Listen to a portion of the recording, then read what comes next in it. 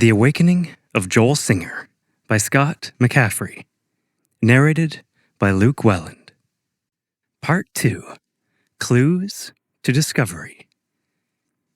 Mom! 8-year-old Jimmy yelled as he flew through the door of his family's small ranch house. Jimmy's mom was busy vacuuming. The TV was blaring in the background as Jimmy's sister Megan, a pretty redhead and recent UConn grad, still living at home while she searched for a job, was trying to hear the TV over the vacuum. There was a story about the Civil War in Bolivia, but she was about to stream Friends. The buzzer went off on the dryer for the second time. "Megan, would you turn that down?" their mom shouted. Mom! Jimmy repeated. "Megan, turn that TV down, I said." Jimmy's mom turned the vacuum off and headed for the dryer. "What?" Jimmy's mom finally responded. "Mom, we were playing by the creek. We were playing with our water guns, and Joey and Steve were hiding behind a rock, and they were leaning on it, and then it started rolling. It started rolling really fast, and then it rolled on my leg, and I fell, and it crushed my leg. My bone was sticking out of my leg. And then this man came running out of the woods really fast, and before that he was a cheetah, and then he threw himself into the rock, and the rock went flying, and then he just put his hand on my leg, and he shoved the bone back in, and he healed it. And then he even slowed my heart down so I wouldn't bleed too fast." "Jimmy, that's not funny. You shouldn't make up stories like that. Now get cleaned up. You're all muddy." "But, Mom..." "Now..." Joel had scraped a little blood from the pants of the boy he had rescued, which he now put onto a glass plate under his microscope. He recognized the chemical pattern of adrenaline and other activating enzymes from the blood. This would be expected considering the convulsions the boy went through. However, he then saw a couple of other chemicals mixed into the blood. There was a chemical that had apparently deactivated the enzymes that had sped up the boy's heart rate, thus slowing the boy's bleeding. But with the composition, he couldn't identify. Joel repeated what he had done with the boy with a lab rat. He made it bleed profusely, and then laid his hands on the rat the way he had the boy. The same pattern repeated itself with the rat, including the convulsions and then the slowdown of the heart rate to a near standstill. This time he took blood and tissue samples from the rat's heart. He found the same activating enzymes that had their actions blocked by an unidentified chemical. Joel knew he had discovered something important, but he wasn't sure why. These chemical manifestations of lowering the heart rate down to an unnatural rate were intriguing, but he couldn't put his finger on how they related to his work with spinal cord injury and paralysis. His research had already taught him that there were no cases of any drug or surgery repairing a spinal cord, and he had searched every medical journal and science magazine he could find. That wasn't to say he hadn't found any progress being made by others. There was an experiment where new neurons had been grown. The technique involved using a drug called reversing that changed cells back to stem cells so neurons could be made from them. He had also found there were animals that could grow their spinal cords back. A newt could in fact regrow its spinal cord along with new arms and legs. This regeneration involved having cells first turn back to dedifferentiated progenitor cells, similar to stem cells, before turning into a spine or other organ. He found that even human children could grow back the tip of a finger or an entire finger when they were still in the womb. Still, neither growth of neurons nor animals that could fix their own paralysis added up to getting people walking again, and there was nothing about such a feat in any science journal. "How does my hair look?" Megan asked her little brother. "Like a Cro-Magnon man's?" Jimmy responded. "Shut up." The doorbell rang. "Don't say a word, or even better, leave." Megan looked at Jimmy, took a deep breath, and opened the door. "Hi, Tim?" "That's me." He was a handsome young man with blonde, wavy hair and a nice tan. Megan seemed to give a slight sigh of relief. "Did you go to school with my sister?" Jimmy asked him as Megan rolled her eyes. "No, I got out of college a couple of years ago. I'm friends with one of your sister's friends," Tim responded. "What do you do then?" Jimmy asked. "Jimmy?" "It's okay," Tim said, chuckling. "I'm a reporter for the local newspaper, the Windham County Weekly." "You should write a story about what happened to me and my friends. We were playing in the woods with our water guns and..." Jimmy got out the whole story despite Megan's many attempts to shut him up. Tim actually listened intently, however, and seemed interested in the story, as rambling as it was. "Okay, Jimmy, can we go now?" Megan said. "Well, do you think you'll put our story in the Megan pulled Tim through the door before he could respond. Megan had kept Tim out pretty late, but not late enough to keep him from the woods Jimmy had mentioned. At the crack of dawn the next morning, Tim made his way through the mile or so of woods to the clearing where the creek was. There really was a boulder in the middle of the creek, and it did have blood on it. There was also a wide swath where the earth was now sunken down. A boulder did seem to have rolled down the path it made. He scribbled down some notes and headed back through the woods. "How's your handyman job going?" Tina asked as Joel entered her house. Joel said it was going well and he was getting lots of recommendations. He didn't bother mentioning that he could complete a job in 1 hour that would normally take 2 men 8 hours. He didn't tell her about his last job where he held a kitchen cabinet stretching 6 feet across against the wall with one hand.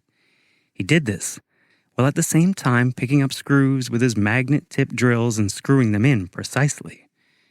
He looked briefly at the lacquered pine wood paneling he had made that covered the walls of the living room, and thought how it would take him only a couple of hours now to go from sawing the wood to full installation, instead of over a week like before.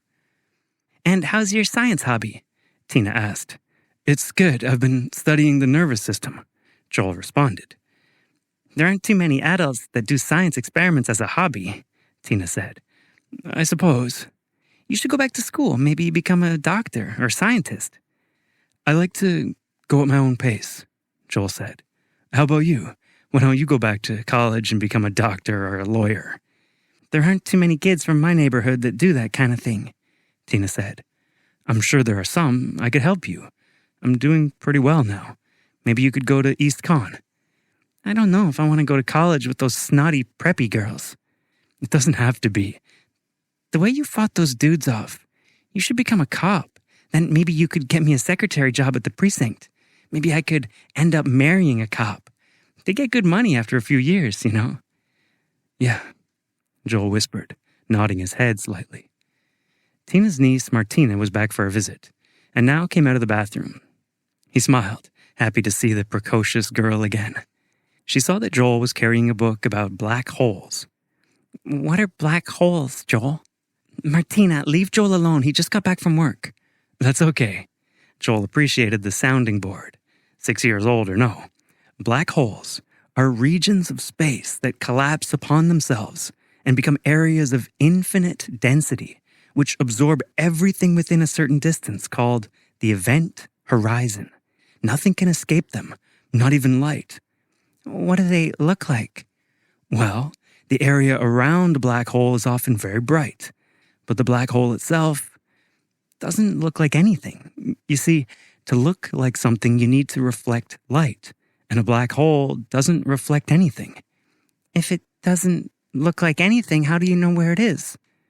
"Well, you can tell where because when you bounce light or other waves off of it, nothing comes back."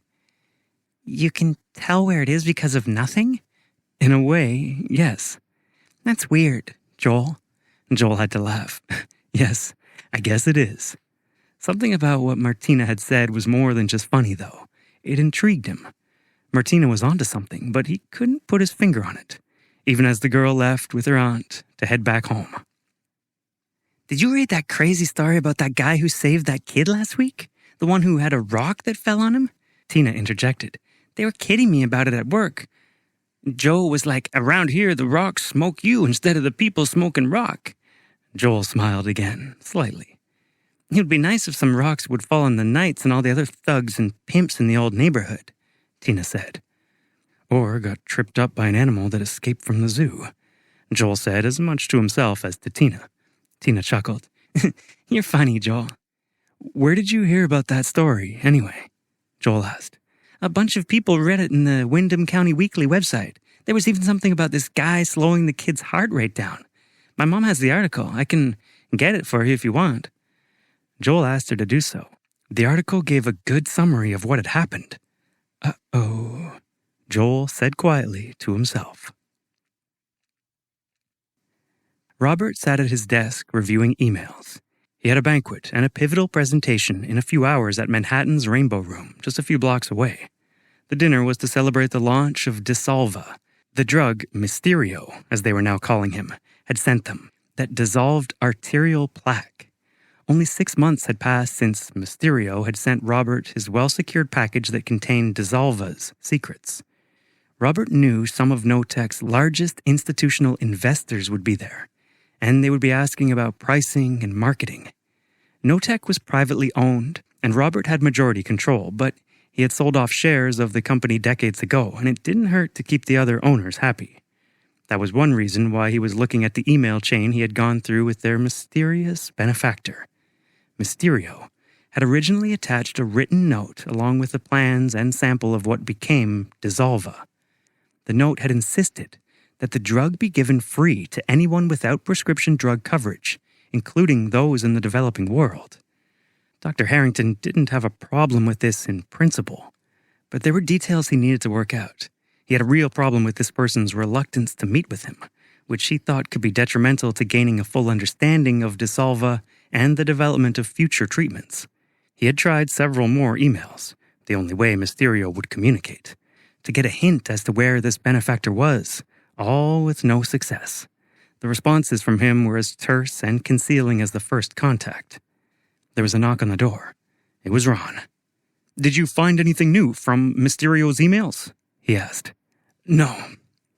I still couldn't find anything wrong with his underlying patent. He could fight us with it pretty well if we don't meet his demands."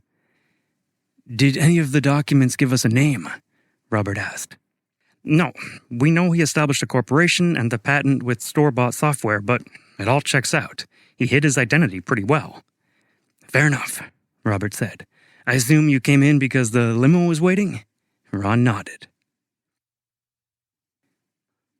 "Windham County Weekly, Tim Matheson speaking," Tim said as he answered the phone. "Hey, Pooch," Tim said, hearing it was Megan. They had now been dating for the past 3 weeks. "Which movie do you want to see tonight?" she asked.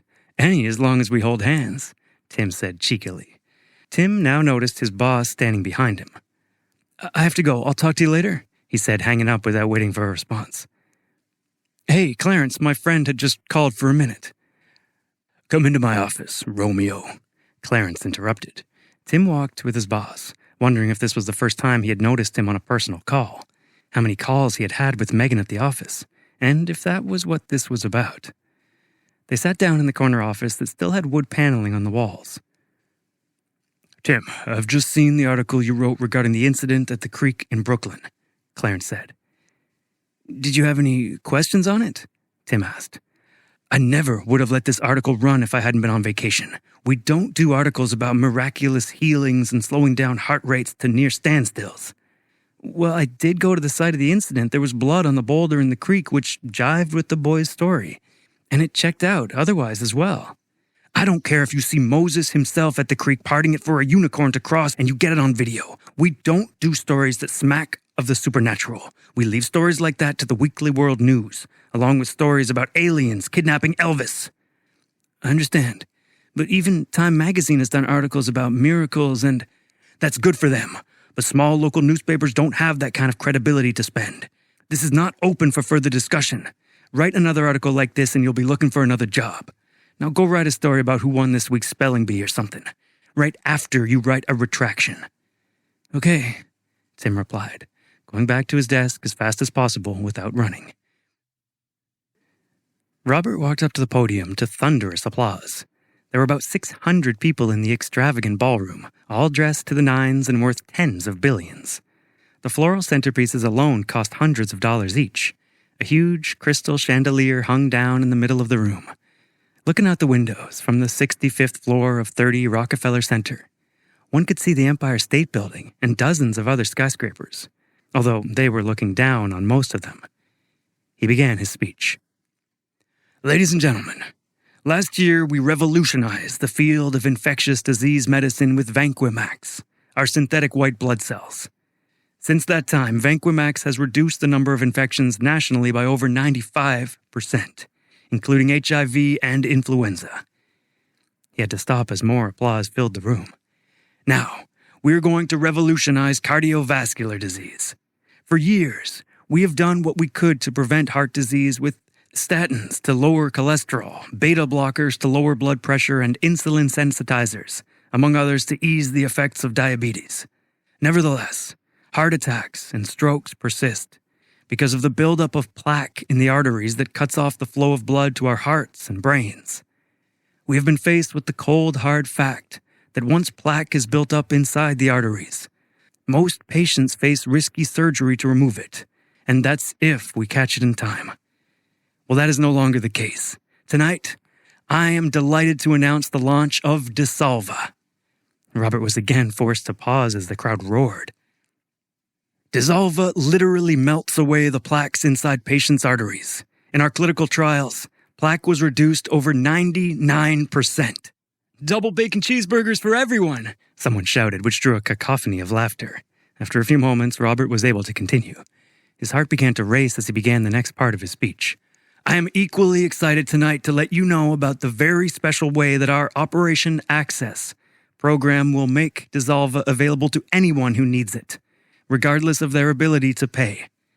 As an exclusive initiative with Dissolva, Gnotech is going to provide this amazing medication free of charge to anyone without prescription drug coverage. The applause for this announcement was much more tepid. Finally, he concluded, I would like to thank our employees, our investors, and everyone else that has helped bring Dissolva to fruition. There will undoubtedly be many studies that demonstrate how many millions of lives will be saved by Dissolva. Others that show how many millions of myocardial infarctions and strokes it will have prevented.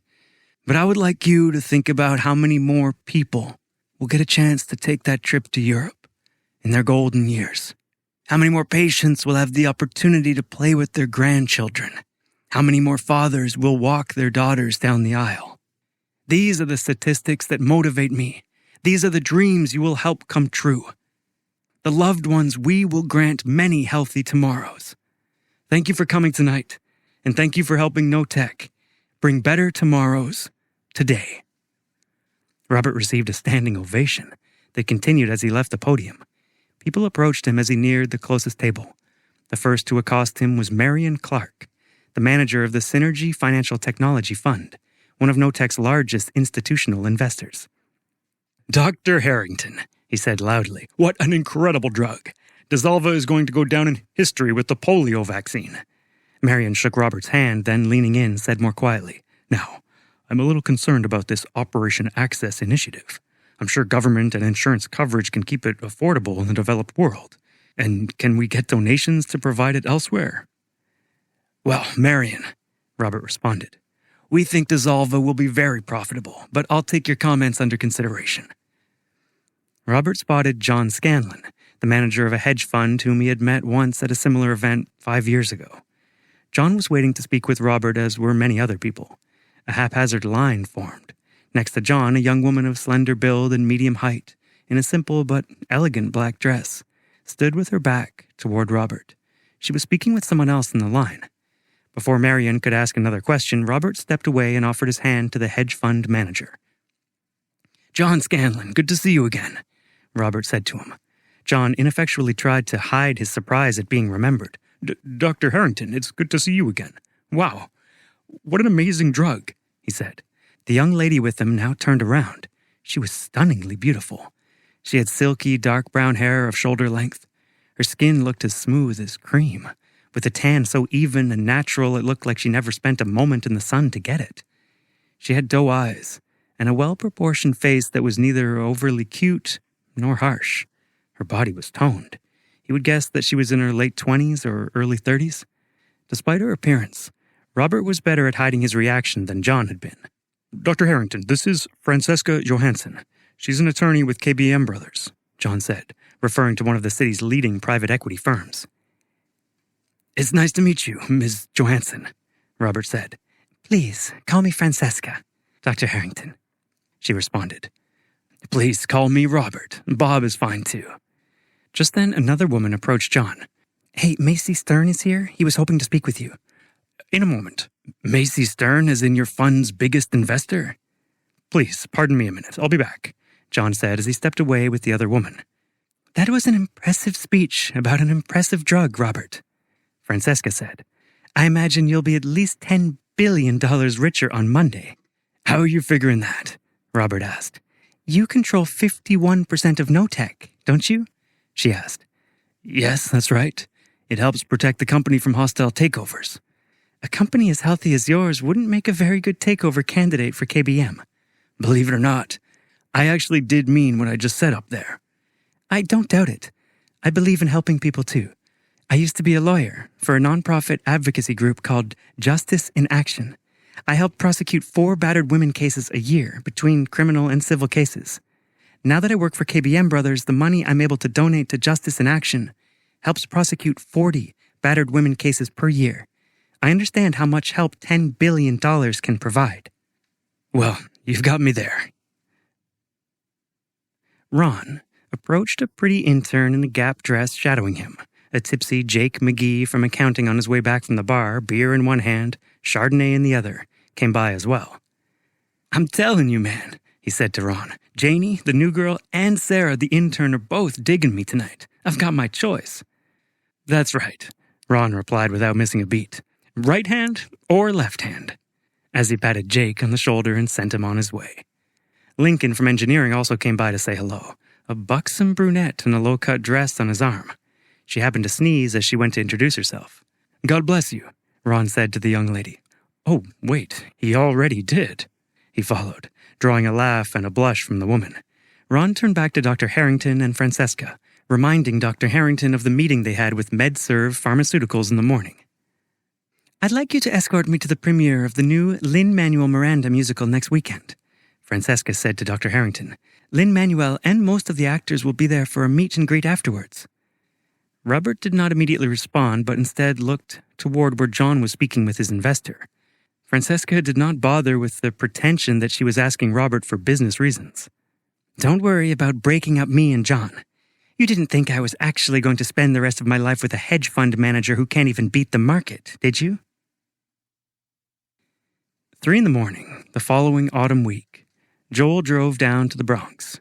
Tina's words about the old neighborhood needing help had pushed him out the door despite the late hours. He did not need to sleep anymore. Instead, he had gained the ability to rest half his brain at a time, like a whale. He knew he would hear and see signs of trouble once he got close enough, like he had when he lived there. But for a moment, all was quiet. So he turned on the radio in his El Camino to break up the monotony of the 3-hour ride. All he could find was a talk radio station. Okay, our next caller is Anthony from the South Bronx. Let me tell you, Brian, the rats are even worse than what you're saying. They're bigger than cats, man. I can't get the landlord to come. I can't get the city pest control to come. I gotta take measures into my own hands, man. I had to go after him with a Louisville slugger. Through guffaws, the host asked, So, is it a rat-free zone in your building now? Hell no, man. I took care of a couple, but the next one caught my bat in its teeth and turned that bleep into sawdust. The host was now roaring with laughter, but managed to say, Hey, maybe the mayor can at least donate some aluminum bats to the cause. He better make it titanium, my man. He hung up with the station as Joe came in and beckoned him for the job they had that night. Joel listened to the station for another 90 minutes. Just then, through the mixture of sounds and conversations he could hear for miles around, he managed to pick out a conversation about a planned robbery in Riverdale. It was 5 minutes away from where he had lived on Jerome Avenue, even though it was another world in terms of lifestyle. It was still the Bronx, though, and Tina would have wanted him to help. Joel was able to track the car first by using sonar. As he got closer, he changed his eyes to those of a bald eagle, so he could see the cars from 4 times farther than a normal man. He combined this sight with an owl's ability to see ultraviolet light in the dark as he saw the car pull up to a chosen house. All right, Joe was saying to Anthony, you go up and open up all the doors in case we need to bug out. I'll come down as soon as you got that set up. They had cased the house earlier, and it seemed the homeowners were away but still wanted to take precautions. Why don't you go first? Anthony responded. I gotta keep the car running, in case we run into some shit while you're getting the doors opened, Joe said as he pushed Anthony at the door. Anthony pulled on his ski mask and crept down the lawn, avoiding the light from the lamppost as best he could. He approached the old, carved wooden door and managed to pick the lock within a few minutes. He turned around to make sure Joe hadn't ditched him. Joe was still there and motioned for him to go in. He pulled down on the black iron handle with his thumb and turned back around. There was a tarantula on his hand. Anthony froze, and his heart started racing as the tarantula began to crawl up his arm. Just as the spider was nearing the upper part of his shoulder, he flung off the arachnid. His chest was heaving as he looked over his right shoulder. The big spider, seemed to have crawled away. He turned back around and began to open the door. He had put one foot in the door when he felt a tapping on his left shoulder. "What, Holmes?" he hissed under his breath as he turned. That was when he saw 3 feet of thick, fleshy tail waving in the air. The nose of a 10-foot rat was suddenly 2 inches from his nose. Its head bent down to meet with his. The rat's eyes were bloodshot, his mouth foaming. A couple of drops of saliva dropped down onto Anthony's foot. "Sorry, I killed your friends," Anthony babbled to the rat. The rat opened its jaws and let out a piercing shriek. Several lights went on in the adjoining houses. Anthony fumbled for his gun as he let out a terrified yell. The rat lashed at his hand, sending the gun flying 20 feet away. Anthony watched it fly through the air, stupefied. When he turned his head back, the giant rat was gone and so was Joe. But he was not alone. There were at least a dozen people hanging their heads out their windows and shouting threats at him. He could hear sirens now, so he took off down the street, more afraid of the rat coming back than the police. The cops picked him up before he made it 2 blocks. Dr. Harrington took a brief lunch break to catch up on his reading of the online editions of the New York Times, the New York Post, the Washington Post, the Wall Street Journal, and several other newspapers. He was happy to see that Dissolva was getting some free publicity and that sales of Vanquamax had already reached over $12 billion less than a year after its launch. A brief article in the local section of the New York Post caught his eye. A man claimed to have been confronted by a 10-foot rat as he was attempting a burglary. Police determined he was not on any drugs. Robert called Ron into his office. "Hey," Robert said as Ron entered, "did you hear the story about the guy who saw a giant rat?" "Yeah," Ron answered. "It's gone viral. People are writing that the rat was out canvassing for city council." Robert chuckled but then turned more serious. "I want this story checked out. I want to know exactly what he saw. Sounds like a lunatic to me." "That's what I want to find out." "Should I call the private investigator then?" Ron said. Robert hesitated for a moment. No, call Demetrius. Ask him to come here." Ron's eyes widened. "Demetrius, from the research camp in Alaska?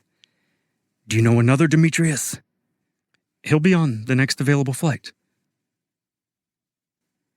Stan was driving at about 1 a.m. on a Wednesday night down a rough part of Jerome Avenue in the South Bronx. But he was feeling good. He had just had a nice visit with his mom, who refused to leave the old neighborhood here despite his offers to buy her a nicer place elsewhere. She had made her famous meatloaf plus an extra for Stan to take home. But that wasn't why he was feeling good. It was because of the talk he had given at his old high school. He felt as if he had really gotten through to a lot of those kids and given them hope that they too could become successful investment bankers or anything else they wanted to be. He told them how he had stayed in school, studied hard, and worked long hours. He let them know that he didn't get his money overnight with one big contract or one big score. He hoped his words had offset the enticement of quick money they got from the pro athletes, or worse, the drug dealers that too many of them tried to emulate. A few of the kids were so inspired by the speech, they followed him outside to ask him a few more questions. That was when they saw his car, a brand new S-Class Mercedes-Benz, and forgot what they were going to ask. "This car is no joke," he heard, and "I don't care what nobody says, I'm getting one of these." Or just, "Damn." He tried to correct the notion that getting such a car was his biggest motivation, but he wasn't so sure he had succeeded. He was looking out now on the abandoned old factories, the scraggly old trees that lined the road, and other signs of urban blight. Nevertheless, it was a quiet night, which made him worry a little less. Even the wind was perfectly still. That made it all the easier for him to spot the unmarked police car that was right behind him. He was reminded that the kids weren't the only ones who made special note of a black guy driving a $100,000 Mercedes. He could sense that they were going to pull him over in a minute. Right now, they were probably scanning the back of the car for an expired emissions sticker or a missing seatbelt strap on his shoulder. He made sure to never give the cops those excuses to pull him over. That didn't always prevent a stop, however. And then the questions would come. "Man, this is a nice car. How much did this set you back?" Or, "The payments must be pretty steep on a car like this. I wonder how you manage them." He thought back to the stories of his guitar-playing dad, who had played a lot of predominantly white neighborhoods.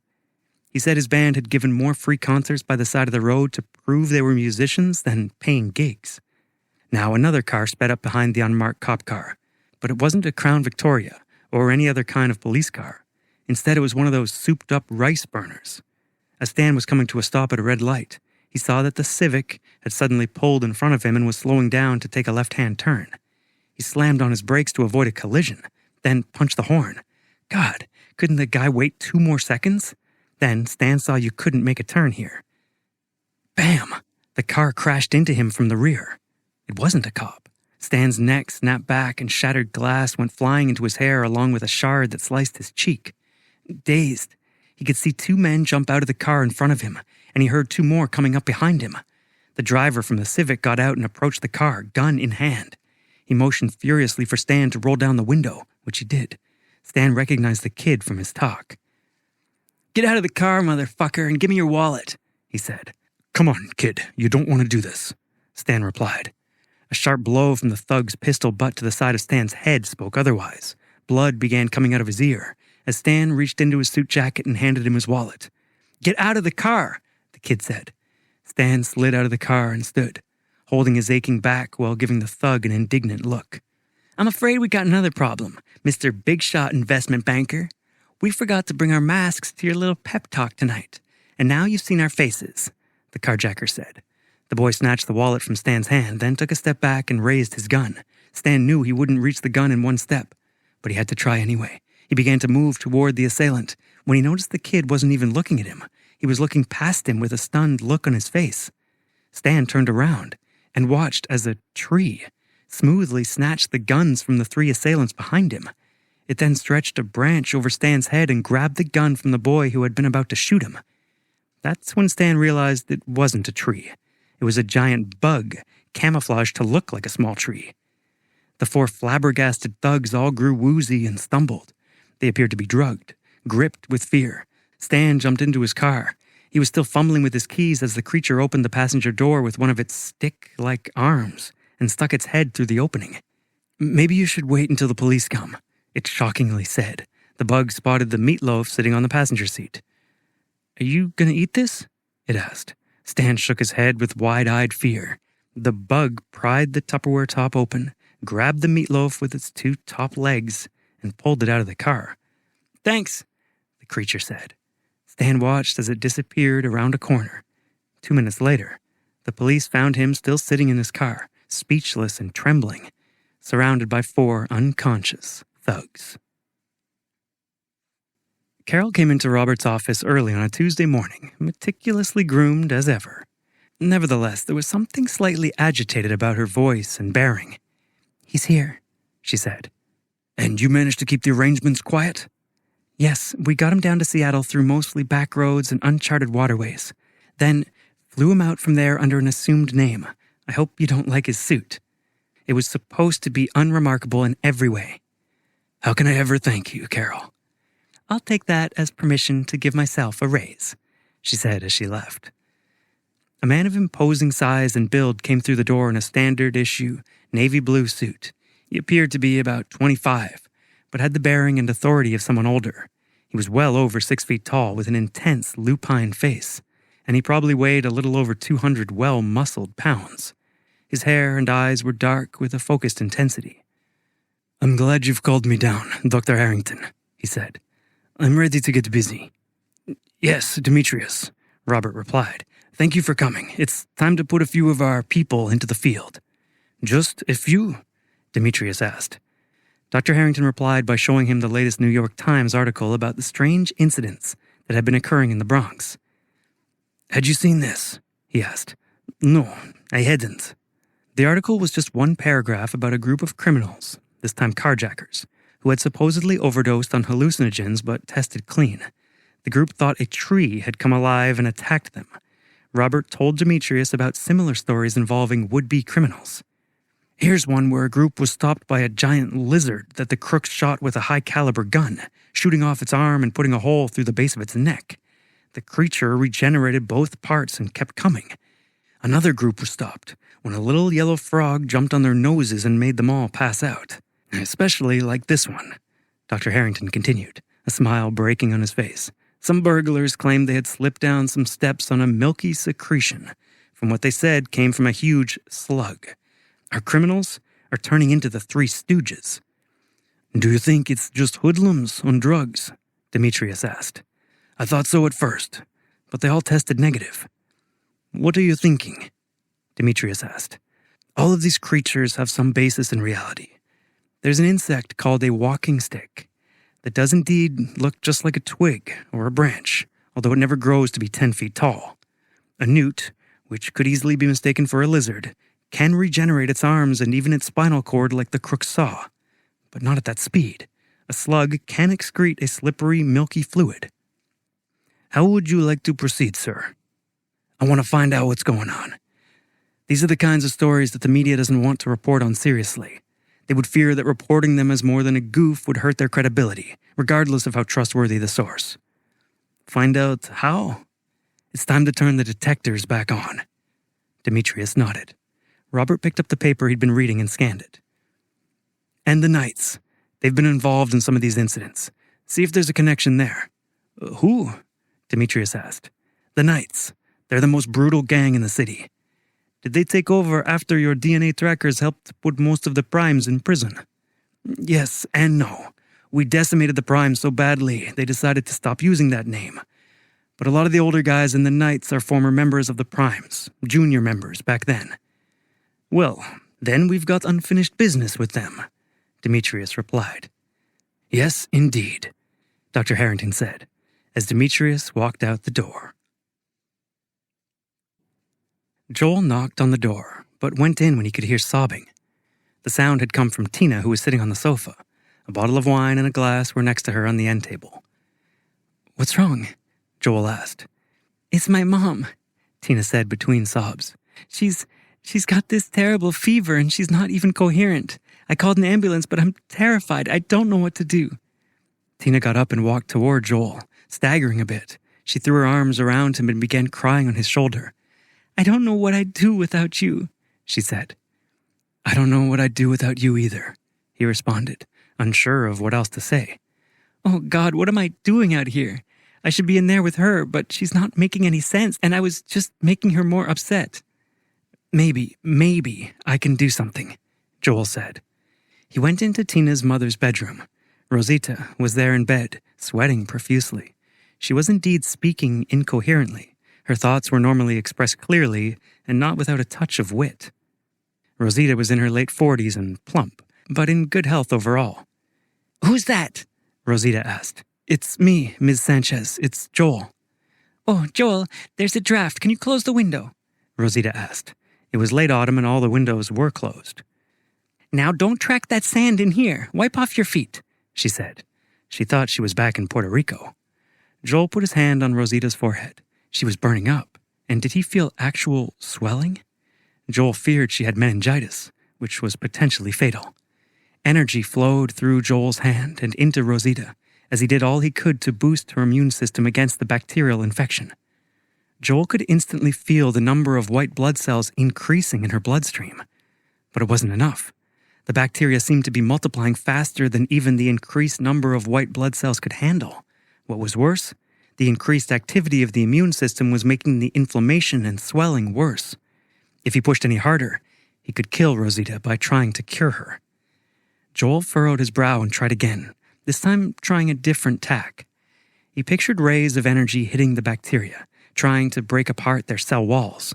He hit the bacteria with multiple waves of attacks. Even as he felt it working and Rosita's fever coming down, he felt cold, empty, and then nauseous. He held his hand on Rosita's head as long as he could, before he had to run for the bathroom. He was still slumped over the toilet when he heard the ambulance pulling up to the cottage.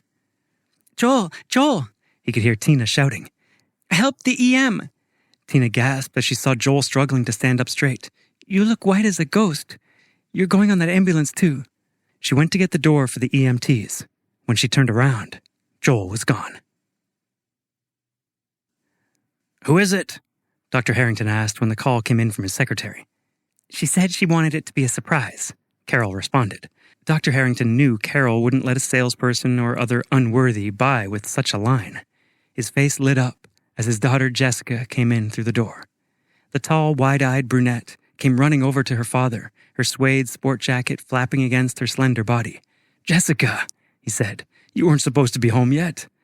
I know, but I didn't have any exams my last day, she said as she gave him a hug. Dad, your only child came home just to see you and you've left her starving. What do you mean? Robert responded. There's plenty of food at the townhouse. There's some grilled chicken and salad. No, Dad, I want good food, Jessica replied as she sat on her dad's lap. That is good food. No, I want good tasting food. I want to go to Per Se or the Gramercy Tavern, if you'd like. Tracy has to come because she has neglectful parents that starve her too. Is that really the healthiest food? Am I talking to a young woman who is 1 semester away from a PhD in biochemistry? He asked playfully, referring to the 22-year-old's fast-track doctorate program. I know what their food does to my taste buds. You know more than that. Okay, I'll go to the salad bar, she laughed. You're not going to the salad bar. Well, Dissolvo will keep me from having a cardiac ischemia anyway. Don't laugh. I think I'm going to hear that all too much. Suddenly there was a knock on the door and Francesca came in. Robert chuckled at the startled look on her face. Francesca, this is my daughter, Jessica, he said. Hello, Jessica said, standing up and walking over to Francesca. I've heard a lot about you. It's nice to meet you finally. All good things, I hope? Francesca replied. Absolutely, Jessica responded. Well, I have to be going. My dad was about to give me some money, so I'll get out of his hair. Is that the trick? Francesca asked, smiling. Dr. Harrington and Jessica both chuckled as he took his wallet out and handed Jessica a few bills. When Jessica had left, Francesca went over and took her place on his lap. Don't I provide enough chairs in here? Dr. Harrington joked. Francesca giggled. So, that's the only lady that gets to live with you? After a nervous laugh and a brief but uncomfortable silence, Robert said, Well, I think that's for the best. I agree. We've got bigger things to worry about right now, but you should move out of that shack eventually. I think my quaint little 3-bedroom, $5 million townhouse is enough. Besides, I hate long elevator rides. Do you really think that little place makes the right statement for the CEO and founder of the largest and fastest growing biotech company in the world? Yeah, it fits me like an old shoe. Do you want to end up at the penthouse of a neighboring building as a guest of some executive who doesn't deserve it as much as you? I do if he's a rival, Robert responded. Why? Because it means he's focused on showing off instead of running his business. What's wrong with enjoying your success? That would mean I'd be satisfied. That's a luxury I can't afford. Speaking of not being satisfied, I think you're thinking too small with Dissolva. How so? This is a drug that every country absolutely needs and will be clamoring for. Robert nodded. An enviable position to be sure. And a powerful one. These last couple drugs you've invented can do more than make money. They can affect real change, lasting change. Use that power. Let countries know they will have to give women equal access to this drug. We can work with the regulators on that, certainly. So, you know what that means. It means that no country can still require that women get a man's permission for medical care. And what about the 18 countries where a woman needs a man's permission to get a job? How much could that affect access to our drugs and other medical care? It all ties in. Your intentions are good here, but this sounds like blackmail, Robert replied. Francesca smiled. Every negotiation involves two parties trying to blackmail each other. In polite company, we call it leverage. Robert smiled. Let me see what I can do. Okay, back to work for me, Mr. Billionaire next door. Francesca joked as she got up to leave. She gave Dr. Harrington a kiss on the cheek, causing him to blush. Francesca hesitated for a second, then she walked to the door. She locked it and headed back over to Robert. She placed herself between Dr. Harrington's desk and the front of his chair as he stood up. Let's see if we can really make you blush, she said, pulling down his zipper and unbuttoning his trousers. She slid her silk underwear down from under her skirt and let them fall. Looking at Robert with a come-hither stare, she turned around and bent over the desk slightly. Robert put his hands under her skirt and caressed her firm, bare buttocks. Francesca reached around and grabbed Robert's tie, pulling him toward her. Chief Juanita Malone was sitting at her desk at City Hall with her most trusted lieutenant. The chief had a fat ass. She wasn't especially tall, and her afro was flecked with gray. Nevertheless, her strong arms evinced a commanding physical presence that complemented eyes well practiced at detecting bullshit. Neil, her lieutenant, was taller and thinner and about 15 years younger, but far from naive. "Did you read the latest report from the gang task force about the Knights?" the chief asked. Neil said, "Yeah, well, I read how some of their members that snort more heroin than sell it have been stopped in their tracks while doing a lot of half-assed freelance street crime, attacks on civilians, stuff like that." "Have you read these strange reports about hoods being stopped by strange animals? It's all pretty weird." Neil nodded. "Do you think there's some vigilante out there, or a couple of them?" The chief leaned forward and lowered her voice. She knew there was no need for her to state that what she was about to say was not to be repeated. "I looked at some of these classified reports. They didn't find any LSD or any other hallucinogens in any of these guys, but that's not all. They did find slug mucus on the shoes of one of the thugs. Another guy they picked up had what looked like a scratch from a giant rat." "So what do you think it is? Some vigilante with exotic animals? Like that guy who had an alligator and a tiger in his apartment?" Neil asked. "Oh yeah, the guy had kitty litter covering one of his entire bedroom floors," the chief replied. "Yeah, and tiger piss still ran down to the downstairs apartment." Both laughed for a minute, and then Malone said, "No, I don't think it's anything like that. I'm not sure what it is, but I have a feeling I know who might be behind this." "Who?" Juanita looked down at the desk for a moment and then responded. "Back in the early 2000s, I was assigned to head up the gang task force. The primes ruled the streets back then, especially the Bronx. You name it. Drugs, prostitution, extortion, they ran it all. Even the Italians and Russians couldn't move in on them. And they were ruthless. If they saw a potential witness even look at a cop, the witness was dead. If someone from the Suede Bullets or some other gang took a shit on their territory, they were dead.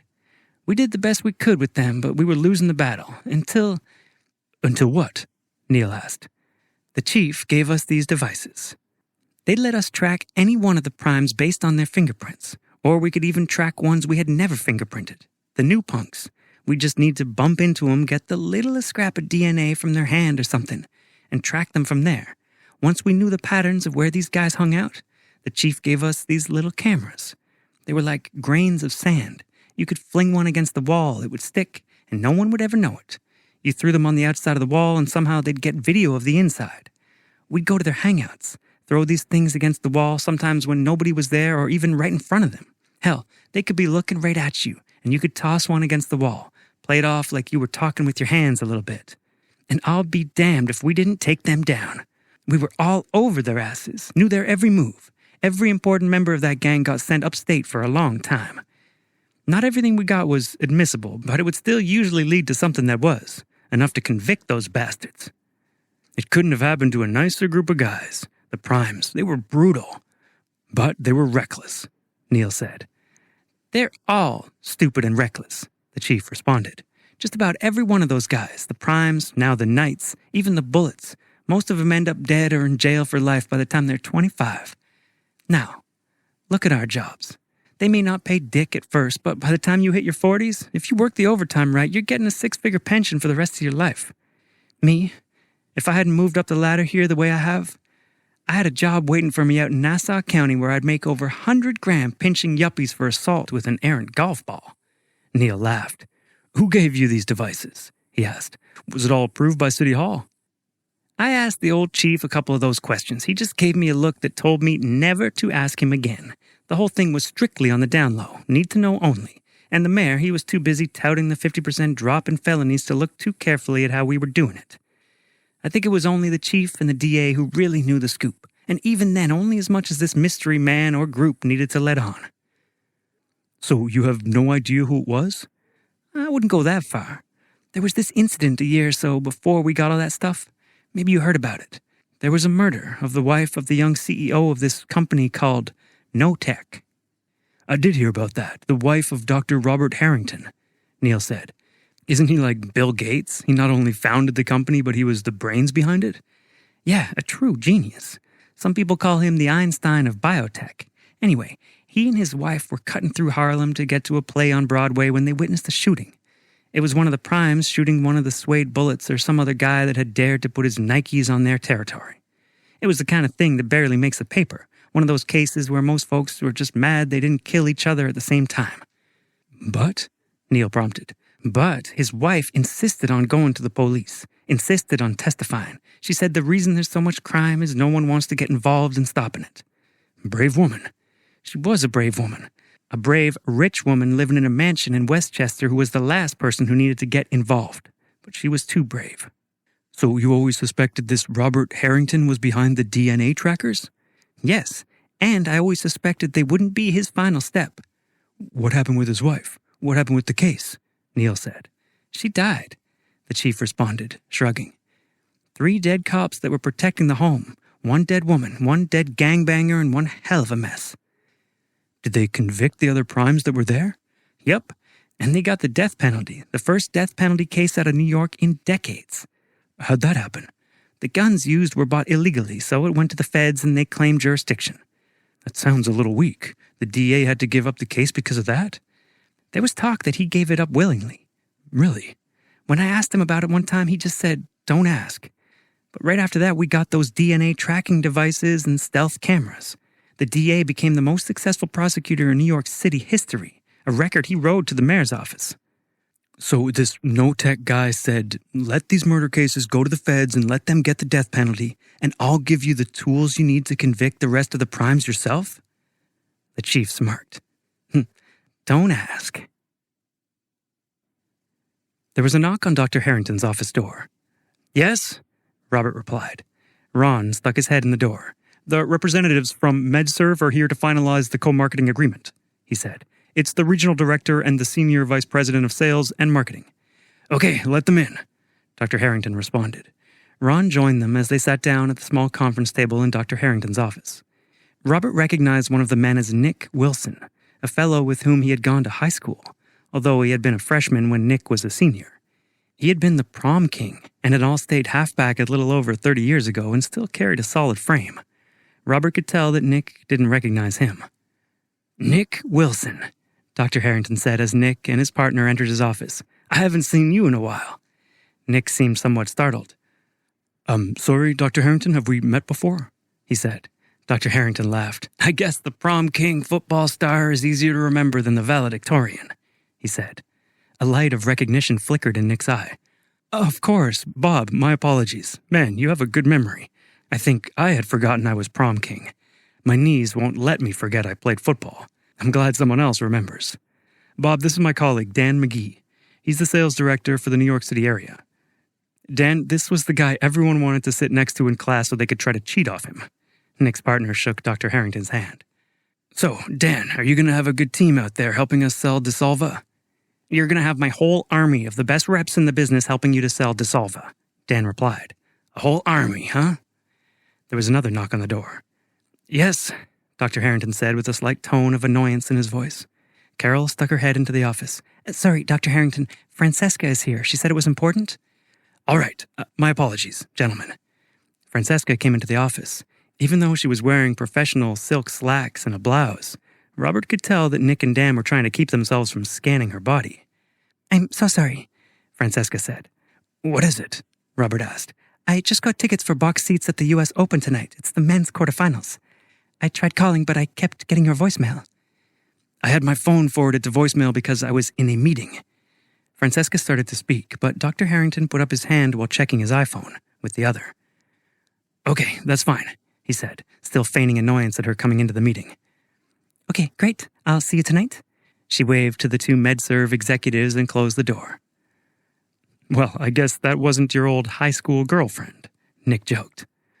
Dr. Harrington was visibly piqued by the comment. He felt blood rushing to his head, but quickly recovered his composure. I suppose I was something of a late bloomer. Oh, no, I just meant the age. Tell you what, Nick. Ron interjected. Why don't you limp on out of here on that gimpy knee of yours and go jerk off to the memories of your glory days? Whoa, wait a minute here, Ron. Let's not get overly sensitive here. Look, you guys need MedServ on a drug like Dissolva. We have the biggest sales force in the country. Nick, Ron replied. This is going to be a $5 billion drug its first year based on free press and word of mouth alone. Your services are not needed. Dr. Harrington nodded his approval as the stunned sales execs reluctantly left. Robert sat up in bed with a gasp. Something woke him up with a popping sound. Just a firecracker, maybe? Then he heard the gunning of a car engine and a dull thunk. An excruciating scream let him know something terrible was happening outside. God, why hadn't Lauren let him get a gun? Of course, there were 3 cops outside with guns already. Looking to his right, Robert saw to his horror that his wife was not in bed with him. He poked his head into baby Jessica's room and saw her sleeping quietly. So Lauren had gone down for a snack, perhaps after breastfeeding. His momentary relief that Jessica was there was quickly replaced by the horrible realization that the invaders would soon be coming upstairs. Not an option. Robert went back into the hallway that looked down on the open foyer. Downstairs, he could hear Lauren in the kitchen. Then he heard a key in the door. Someone had gotten to his security team. "Robert?" He heard Lauren call out. Robert forced himself to keep from responding as he watched 2 men in ski masks come through the door below him. He ran back to the bedroom before they noticed him to grab a brass lamp to use as a weapon. Why didn't I grab something before? He chastised himself as he threw off the lampshade. He crouched now quietly in the upstairs hallway, clutching the lamp. He figured the element of surprise was his only advantage. Robert felt nauseous as he saw his delay had allowed one of the men to pass through the foyer and possibly toward the kitchen. The second man stopped to look around and could look up at any second. Robert stepped gingerly over the railing and then precariously balanced himself for a second as he lifted the lamp over his head. He jumped, bringing the lamp crashing down on the thug's skull just as he looked up. The 2 of them hit the floor awkwardly and violently. Robert's fall was cushioned by the thug, but his left knee hit the floor, hard, and then his worst fears were realized. He heard his wife scream, followed by a shot. He ignored his pain and limped frantically toward the kitchen. Robert got to the threshold to find the second thug, holding a smoking gun, but bent over in pain, holding his forehead. A heavy, broken dish by his side. Crying out in rage, Robert raised the already bloodied lamp over his head and ran toward the thug, not caring he would probably die first, until he saw his wife. There she was, lying on the kitchen floor, her ivory-colored nightgown awash with blood. He froze for a moment, then ran past the thug and straight to Lauren. He knelt beside her even as the hoodlum walked by toward the side door. His wife was unresponsive but still alive. Robert looked up to see the thug had turned back around, gun at his side a mere 10 feet away. Only now did Robert notice he was still clutching the bloody lamp. Considering the small risk, the thug took a step back. "Hey, you don't matter," he said derisively as he backed out the door. Robert awoke in the hospital with a cast on his left leg from the knee down. His body felt like it had fallen 14 feet onto a marble floor, which it had.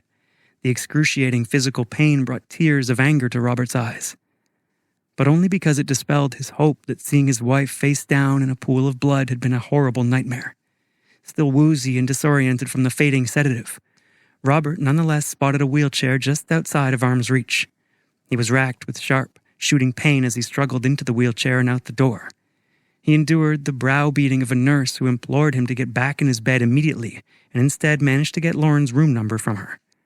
A couple of minutes later, he was by his wife's side. Her delicate face was bruised and swollen from her fall, and her breaths were shallow as they undulated along with the respirator. As much as it ached, Robert bent forward and clasped his wife's left hand in both of his. Her eyes thankfully opened and she turned toward him weakly. "Robert, you're here. You're alive." "Yes, I'm here. I'm staying right by your side," he responded. They shot me. Did they get the men who did it?" she asked. "One is dead, and they're tracking down the others. They left plenty of evidence behind." Do you think they'll be convicted?" "Oh, they'll be convicted and punished one way or the other," Robert said. No, I don't want that. Promise me, whatever happens, you won't take this into your own hands," his wife pleaded. "I promise. Don't worry. The cops will get them. Look, don't worry about that now. You just get better. I'm staying right here." She closed her eyes for several minutes and Robert thought she had fallen asleep. But then he thought he caught a whisper. "Was that, honey?" he asked. "I don't regret it. Saying I'd testify, getting involved, taking a stand. It's the only way anything changes," she said. "I know, honey. It's okay. Please don't worry about that now," he responded. Under his breath, he muttered, Believe me, they're the ones who are going to regret it. After a minute of silence, Lauren said, I love you.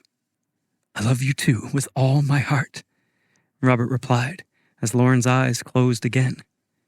After a couple of minutes of silence, her heart monitor went flat. Lauren? Lauren! Robert shouted. A nurse ran in, followed by 2 orderlies. He was in no condition to keep them from rolling him out of the room. The voice over the loudspeaker snapped him out of his daydreaming. It was Ron. Robert walked out of his home office and then into the living room, walking on a richly embroidered Persian rug that almost completely covered the 900-square-foot living room as he passed sofas made up of rich Italian leather. Dr. Harrington didn't bother asking Ron if it was important, because he knew Ron wouldn't be here at 8 p.m. on a Sunday if it wasn't. When he arrived at the door of the townhouse, Ron was holding another 1-foot by 1-foot box in his hands. They exchanged knowing glances, and Robert let him in. He took the keys out of his pocket and opened the cardboard box. Inside was another box with the special Kevlar lock.